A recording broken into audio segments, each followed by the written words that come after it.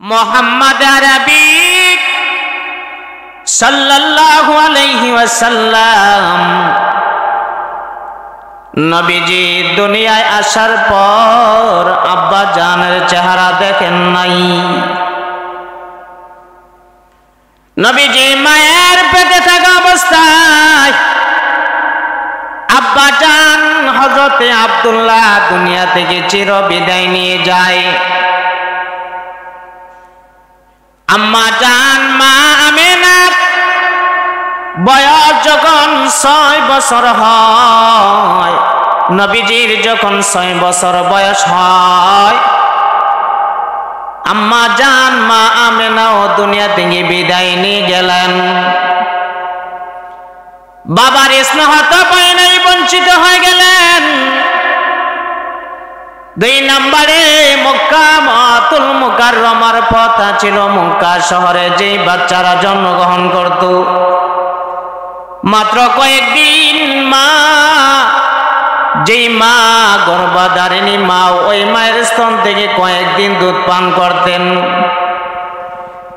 তারপর মক্কা থেকে বিভিন্ন গ্রাম গঞ্জে মানুষ বাচ্চাদেরকে নেওয়া হতো, ওই দেশের কথা ছিল। আমার নবী কয়েকদিন মাত্র মায়ের স্তন থেকে দুধ পান করেছেন। তারপর হযরতে হালিমাতুস সাদিয়া তয়েব থেকে আয়েশা আমার নবীকে নিয়ে যায়। জোরে কোন সুবহানাল্লাহ।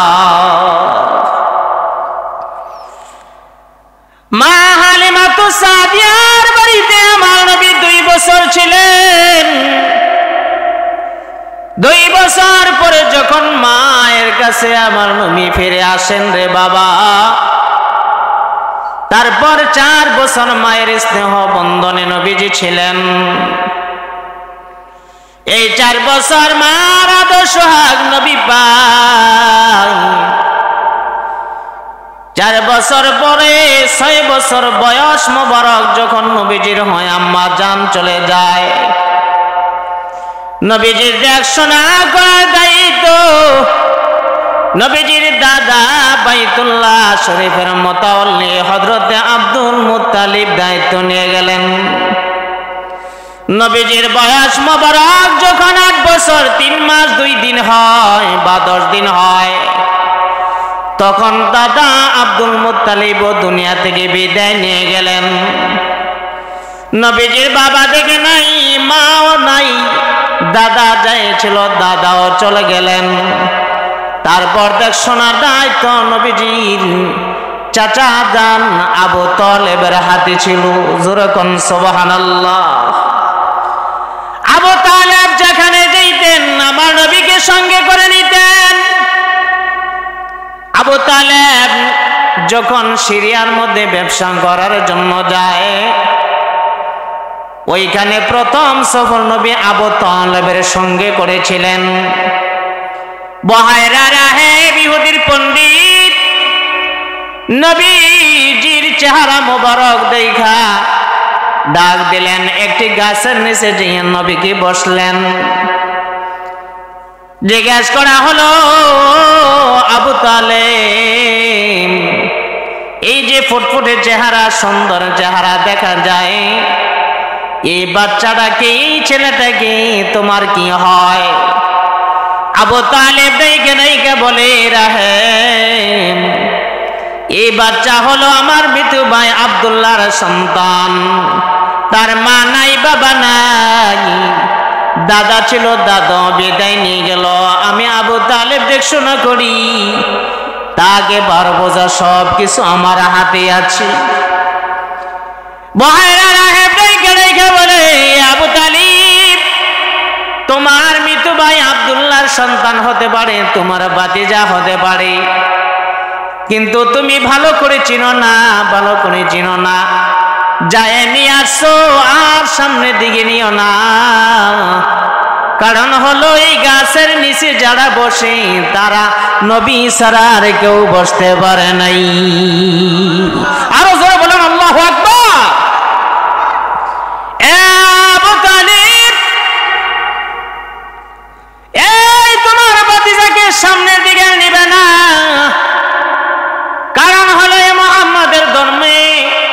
যা কিছু হবে রে আবু তালিব, ইহুদি নাসারাদের ধর্ম, খ্রিস্টানদের ধর্মকে বঞ্চিত করে দিবি, রহিত করে দিবি। যদি হেরা তাকে খুঁজে পাই, মোহাম্মদকে শহীদ করে দিবি, আর সামনের দিকে নিও না।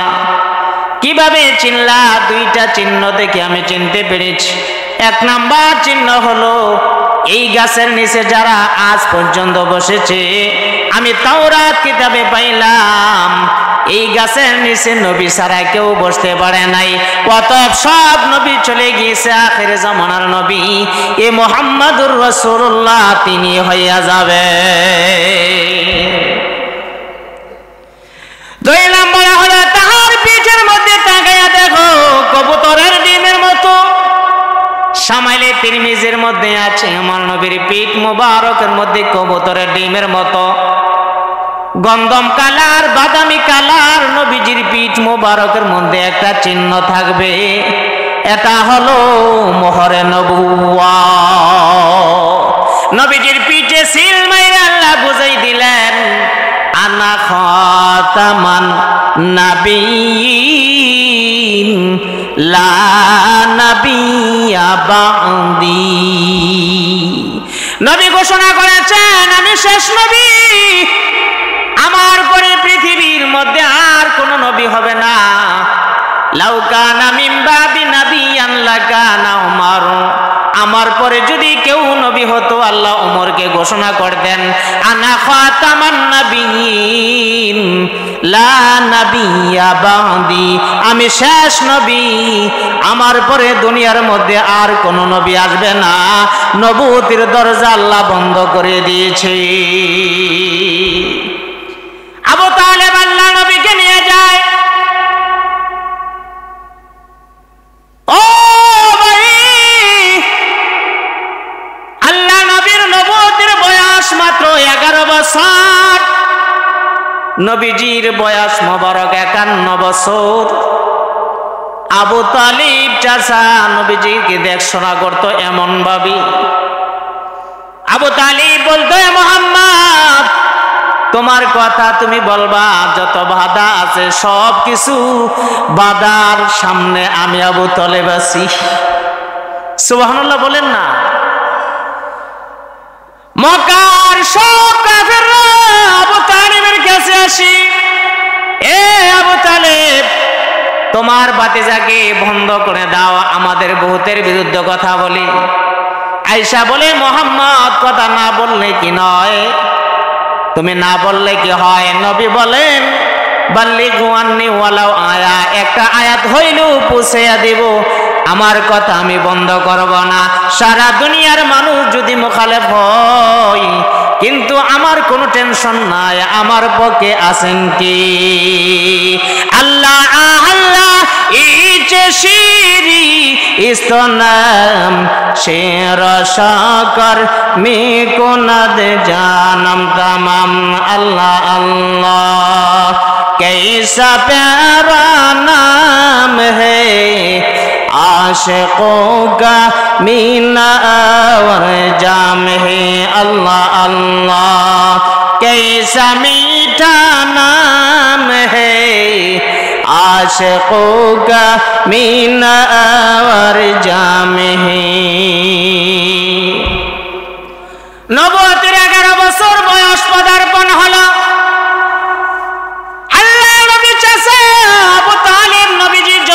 ছায়া ছিল। এই বছর আবু তালেব চলিয়া গেল। নবীজির বিবিদের মধ্যে সবচেয়ে প্রিয়তম হযরতে খাদিজাতুল কুবরা ছিলেন। খাদিজাতুল কুবরা কিছুদিন পরে তিনি ইন্তেকাল করেন। নবী ভারীওয়ালা দেখশোনা কারণেওয়ালা খাদিজা ছিলেন। খাদিজা ঘর থেকে চলে গেলেন, মৃত্যুবরণ করলেন। নবীজির বাহিরের ছায়া ছিলেন চাচা আবু তালেব। আবু তালেব চলে গেল। নবীজির আপনজন 2 জন ছায়া ছিল, 2 জন চলে গেল।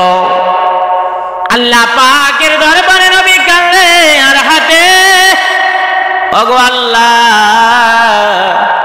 আমার মা নাই, আমার বাবা নাই, আমার ভাই নাই, আমার বোন নাই, ও আল্লাহ আমার কেউ নাই, আমার কেউ নাই। আমার চাচা, আমার ভাইয়ের ছায়া ছিল, চাচাও চলে গেল। ঘরওয়ালা ছায়া ছিল খাদিজাতুল কুবরা, খাদিজাতুল কুবরা দুনিয়া থেকে চির বিদায় নিয়ে গেল। আল্লাহ নবী আর মক্কায় থাকেন না, আর মক্কায় থাকেন না। নবী আস্তে আস্তে তয়েফের মধ্যে চলে গেলেন। তয়েফে যাওয়ার পর তয়েফের মানুষগুলো আবার নবীর উপর আরো জুলুম করা শুরু করল। বৃষ্টির মতো পাথর মারি সারাদিন আমার নবীর দিনের দাওয়াত দেওয়ার জন্য যাই। মানুষগুলো এমন ভাবে আমার নবীর উপর জুলুম করে পাথর মারে, পাথরের নিচে নবী পড়ে থাকে। সবাই জিবরাইল আইসা নবীকে উঠায়, ইয়া রাসূলুল্লাহ, ইয়া হাবিবাল্লাহ, আপনি যদি বলেন দুই পাহাড়ের মাঝখানে রাইখা আমি জিবরাইল তাদেরকে পিষা ফেলামু। আল্লাহ নবী বললেন না না না, আমি রহমত হিসেবে দুনিয়া আগমন করেছি রে জিবরাইল। না, তারা যদি না বোঝে তাদের বংশের একজন হলো আল্লাহওয়ালা হয়ে যাবে। আল্লাহু আকবার। আল্লাহ নবী সরকার দু আলম মক্কায় ঠাঁই পায় নাই। আপন জান চাচা আবু তালেব চলে গেলেন। আপন বিবি, সবচেয়ে প্রিয়তম বিবি খাদিজাও চলে গেল। নবীজি তয়েফের মধ্যে যাইয়া ঠাঁই পায় নাই। 1 মাস পর্যন্ত তয়েফে ছিলেন। তয়েফের মানুষ নবীকে কষ্ট দেওয়া ছাড়া আর রাখে নাই। আল্লাহ নবী দিশেহারা হয়ে যায়, কান্দে। আল্লাহ পাক রব্বুল আলামিনের দরবারে কান্দে। নবী হাতিমে কাবার মধ্যে আয়েশা নিন্দ্রা যায়, ঘুমের ঘরে যায়। আল্লাহ পাক রব্বুল আলামিন এই বছরের নাম রাখলেন উম্মুল হজন, মানে পেরেশানির বছর, চিন্তার বছর। নবীজির চাচাও চলে গেলেন চিন্তা, নবীজির প্রিয়তমা বিবিও চলে গেলেন। নবীজি চিন্তায় টেনশনে আছেন। নবীজি তয়েফের মধ্যেও গেলেন, মায়ের খায়া চিন্তায় আছেন। এই জন্য এই বছরের নাম রাখা হলো উম্মুল হজন। আল্লাহ নবী হাতিমে কাবার মধ্যে শুয়ে যান। কেউ বলে উম্মে হানির ঘরে যায়। যাওয়ার পর জিবরাইল মিকাইল আসেন। ইয়া রাসূলুল্লাহ, ইয়া হাবিবাল্লাহ, সকলে বলি সাল্লাল্লাহু আলাইহি সাল্লাম। নবী গো, আপনি পেরেশানিতে আছেন, আল্লাহ তাআলা দেখতেছেন। আপনাকে সান্ত্বনা দেওয়ার জন্য আল্লাহ আপনাকে স্বাগতম জানাইছেন। আর সবাই বলেন না সুবহানাল্লাহ। আপনি টেনশনে আছেন, চিন্তায় আছেন, কেউ নাই। আল্লাহ বলেন আমার হাবিবের যেহেতু কেউ নাই, আমি আল্লাহ আছি। আমার নবীকে টেনশন দূর করার জন্য জিবরাইল মিকাইল তোরা যা, মসজিদে হারাম থেকে বাইতুল মুকাদ্দাস নিয়ে যা। 1 নম্বরে আমার নবীর টেনশন দূর করার জন্য সমস্ত নবীদেরকে আগমন করাইলাম। দেখেন না, মানুষ যখন কোনো চিন্তায় থাকে, একাই কি থাকলে টেনশন কমে না বাড়ে। এই জন্য নবীজি তো একা একা কাঁদতেছেন। আল্লাহ তাআলা 1 লক্ষ মতান্তরে 2,24,000 পয়গম্বর, সমস্ত পয়গম্বরদেরকে আল্লাহ বললেন তোমরা এই মুহূর্তে মসজিদে আকসায় যাইতে হবে।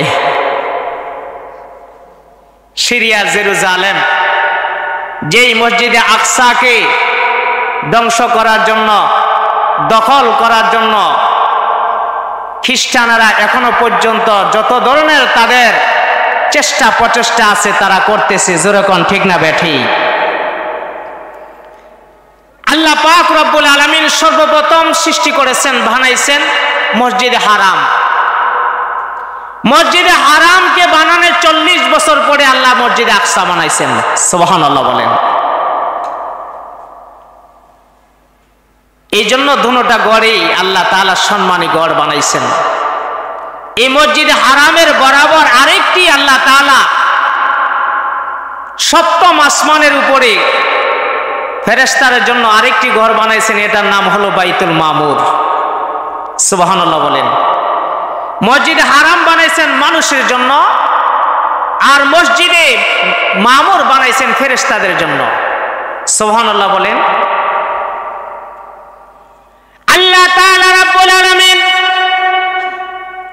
সরকারে দু আলম মুহাম্মদ আরবি সাল্লাল্লাহু আলাইহি সাল্লামকে মসজিদে হারাম থেকে মসজিদে আকসায় নেবেন।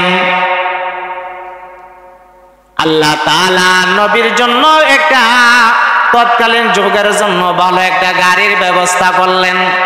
এই গাড়ির নাম হলো বুরাক। এই গাড়ির নাম হলো বুরাক। এই বুরাকের এত তেজ ছিল, এত শক্তি ছিল, ওয়া হাফিরুহু ইনদা মুনতাহা তরফিহি।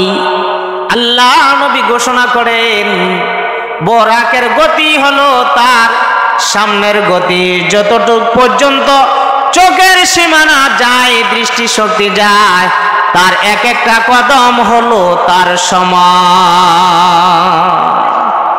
কম না বেশি? জোরে বলেন, কম না বেশি?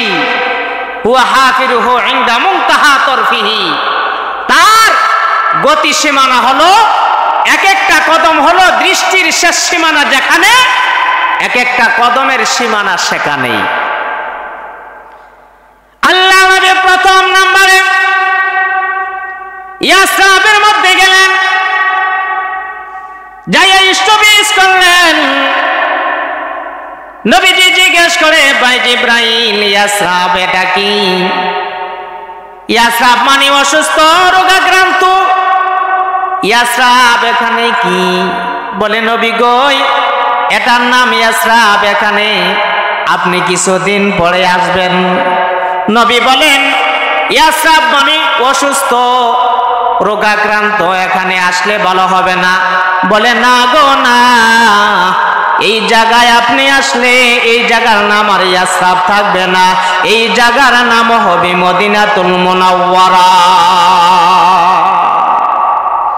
জায়গার নাম কি হবে? মদিনাতুল মুনাওয়ারার আগে নাম ছিল ইয়াসরাব।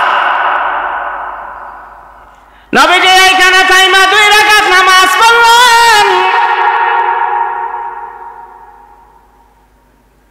2 রাকাত নামাজ পড়িয়া আল্লাহ নবী সরকারে দু আলম মুহাম্মদ আরবি সাল্লাল্লাহু আলাইহি সাল্লাম 2 রাকাত নামাজ পর আবার রওনা করলেন। যাইয়া মাদান শহরের মধ্যে যাইয়া ইস্টাবলিশ করলেন। নবী জিজ্ঞেস করলেন, ভাই জিবরাইল, এটা কোন জায়গা? বলে, চিনেন না? এই জায়গা হলো মাদান শহর, যেখানে শুআয়ব আলাইহিস সালাম ছিলেন। মুসা আলাইহিস সালামের শ্বশুর আব্বা শুআয়ব আলাইহিস সালাম যেখানে ছিলেন, এটার নাম হলো মাদান শহর। হাদিস শরীফ আসছে, আল্লাহ নবী এখানেও 2 রাকাত নামাজ পড়লেন। আবার সামনে রওনা করলেন। সামনে রওনা করে দেখে একটা মরা খেজুর গাছ। এই গাছের মধ্যে ছায়া পায়া হযরত ঈসা আলাইহিস সালামের মা হযরত মারিয়াম সন্তান প্রসব করেছিলেন। জিবরাইল, এটা কোন জায়গা? বলে, যেখানে হযরত ঈসা আলাইহিস সালাম জন্মগ্রহণ করেছেন। তারপর জিবরাইল তোর পর্বতের কাছে যায়। যার পর বলে, এটা কোন পাহাড়? বলে, ইয়া রাসূলুল্লাহ, ইয়া হাবিবাল্লাহ, এটা তোর পাহাড়। যেই পাহাড়ের মধ্যে উইঠা উইঠা আমার আল্লাহর সঙ্গে হযরতে মুসা কালিমুল্লাহ কথা বলতেন। গোফতে মুসা বা খোদা দার কোহে তোর, গোফতে মুসা বা খোদা দার কোহে তোর গফতে মোহাম্মদ বা খোদা দার আরশে নূর। যেরকম সুবহানাল্লাহ। আল্লাহ নবীকে তারপরে মসজিদে আকসায় হলো, সব নবীরা দাঁড়িয়ে আছেন জামাতের অপেক্ষায়। আজকের দিনের মুয়াজ্জিন হলো হযরত জিবরাইল আলাইহিস সালাম। জিবরাইল নিজে আযান পেশ করেছিলেন। সুবহানাল্লাহ বলেন। হযরত জিবরাইল আযান দেয়, জামাতের অপেক্ষায় সবাই দাঁড়িয়েছেন। কে আজকের ইমামতি করবেন? কেউ জানে না, কেউ জানে না। জানে কি? আরো জোরে বলেন, কেউ জানে? আমার আল্লাহ তাআলা কোন নবীকে জানাই নাই আজকে কে ইমামতি করবেন। সমস্ত নবীরা অপেক্ষায় আছে, জামাতের সময় হয়ে যায়, আজকের ইমামতি কে করবে? হঠাৎ করে জিবরাইল আমার নবীকে সামনে দিয়া দিলেন। আল্লাহু আকবার। ইমামুল আউয়ালিন আল আখিরিন বাহরে সাদাকা রহমাতুল লিল আলামিন সদজদাস রহমাতুল লিল আলামিন মসজিদ ওয়া সদহামারু জমিন। সুবহানাল্লাহ বলেন। আল্লাহ নবী ইমাম হয়ে গেলেন। সব নবীরা হইল কি? আমার দিকে তাকান। সব নবীরা কি? সব নবীরা আজকে মুক্তাদি মুসল্লি, আমার নবী ইমাম। আল্লাহ তাআলা এটাই চান, নবী শেষ জামানার নবী, আখির জামানার নবী, তিনি হবেন ইমাম, সব নবীরা হবে মুক্তাদি। সুবহানাল্লাহ বলেন। ইমামুল মুরসালিন, ইমামুল মুরসালিন সমস্ত রাসূলদের ইমাম। আজকে আল্লাহ তাআলা ঘোষণা দিবেন, এটা আল্লাহর একটি হিকমত। দুই নাম্বার কথা হলো, আল্লাহ তাআলা আমার নবীকে সব নবীদের সঙ্গে পরিচয় করাইয়া দিবেন। সুবহানাল্লাহ বলেন। 1,00,000 মতান্তরে 2,24,000 পয়গম্বর, সব নবীরা আজকে উপস্থিত, সবার সাথে নবীজির আজকে একটি পরিচয়। দুই নাম্বার হলো, নবীকে আল্লাহ তাআলা ইমাম হিসেবে আল্লাহ ঘোষণা দিবেন, রাসূলদের ইমাম, সমস্ত নবীদের ইমাম আল্লাহ তাআলা ঘোষণা দিবেন। নেতা হবেন। নেতা কি সাধারণ মানুষের না ঊর্ধ্ব জগতের মানুষের? সমস্ত নবীদের নেতা মুহাম্মদুর রাসূলুল্লাহ সাল্লাল্লাহু আলাইহি সাল্লাম। নবী তো নেতা হতে চান না। মক্কার কাফেরেরা আবু তালেবের কাছে এসে প্রস্তাব দিয়েছিল, আবু তালেব, তুমি যদি বলো তোমার ভাতিজাকে মক্কার সমস্ত দম সম্পদ আমরা মালিক করে দিব, যদি বলো সবচেয়ে সুন্দরী মহিলাকে তোমার ভাতিজার সঙ্গে বিবাহ বন্ধন আবদ্ধ করে দিব, তুমি যদি বলো মক্কার প্রধান নেতা বানিয়ে দিব। নবী বলেন, না, আমি নেতা হওয়ার জন্য, পয়সাওয়ালা হওয়ার জন্য, নারী পাওয়ার জন্য দুনিয়ায় আসি নাই। আমি রহমত হিসেবে উম্মতের জন্য, উম্মতের কান্দারি হিসেবে আগমন করেছি। এই জন্য প্রিয় ভাইরা আমার, সরকারে দু আলম মুহাম্মদ আরবি সাল্লাল্লাহু আলাইহি সাল্লাম আজকের ইমামতি করলেন। জিবরাইল আলাইহিস সালাম সামনে নবীকে নিয়ে গেলেন। ইমামতি শেষ হয়ে যায়, নামাজ শেষ হয়ে যায়। নামাজের পরে এখন ঊর্ধ্ব জগতে নবীকে নিয়ে যাবেন। বাইতুল মুকাদ্দাসের সামনে বোরাকে বাঁধা হলো। এখন সিঁড়ির ব্যবস্থা, আল্লাহ নবী ঊর্ধ্ব জগতের মধ্যে যাবেন। নবীকে নিয়ে যায় প্রথম আসমানে আদম আলাইহিস সালাম, দ্বিতীয় আসমানে এবং নবী, এইভাবে ষষ্ঠ আসমান, সপ্তম আসমান সহ কয়েকজন নবীর সঙ্গে আল্লাহ নবীকে আল্লাহ তাআলা পরিচয় করাইয়া দিলেন। জিবরাইল পরিচয় করাইয়া দিলেন। নবীজি সপ্তম আকাশে ওঠার পর জিবরাইল বলে, ইয়া রাসূলুল্লাহ, ইয়া হাবিবাল্লাহ, সামনের দিকে আর যাওয়া যাবে না, কারণ হলো সামনের দিকে যাওয়ার আমার আর অনুমোদন নাই। কারণ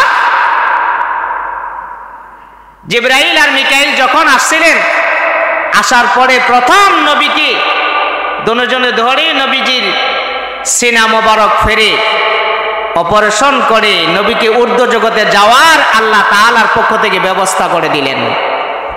সুবহানাল্লাহ বলবেন না?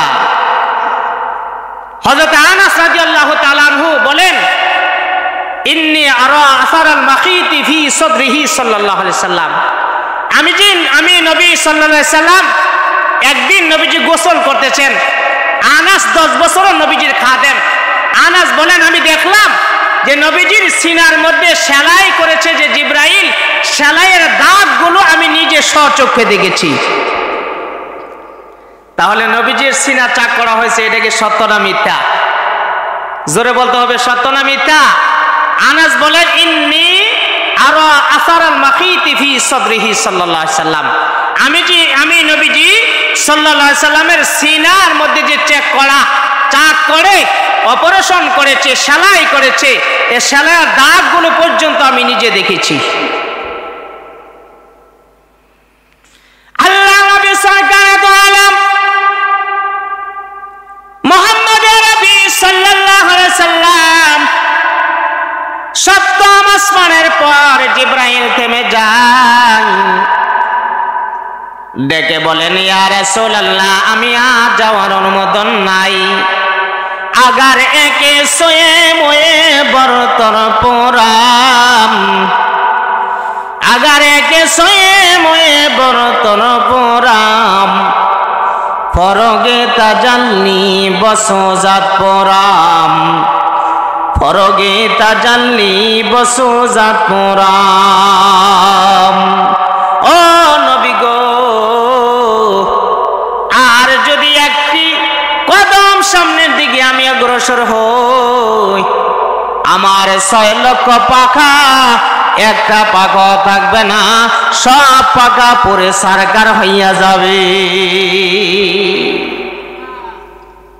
আল্লাহ নূরের এত তেজ, এত তেজ, আল্লাহ নূরের এত তেজ, সামনের দিকে যাওয়া আমি জিবরাইল আর সম্ভব না। জিবরাইল থেমে যায়, নবীজি আস্তে আস্তে ঊর্ধ্ব জগতে চলে যান। সপ্তম আসমান পার হয়। 7 আসমান কতটুক দূরে? প্রথম আসমান যতটুকু, প্রথম আসমান থেকে দ্বিতীয় আসমান তার ডাবল, দ্বিতীয় আসমান আর প্রথম আসমান মিলাইয়া যতটুকু, তৃতীয় আসমান হলো তার ডাবল। এই 3 আসমান মিলে যতটুকু, চতুর্থ আসমান হলো তার ডাবল। এই চতুর্থ আসমান যতটুকু, পঞ্চম আসমান তার ডাবল। এই 5টি আসমান মিলাইয়া যতটুকু দূরবর্তী, ষষ্ঠ আসমান ততটুকু দূরে। ষষ্ঠ আসমান যতটুকু দূরে, যতটুকু জায়গা, তার ডাবল হলো সপ্তম আসমান, তারপর হলো আল্লাহর আরশ আজিম।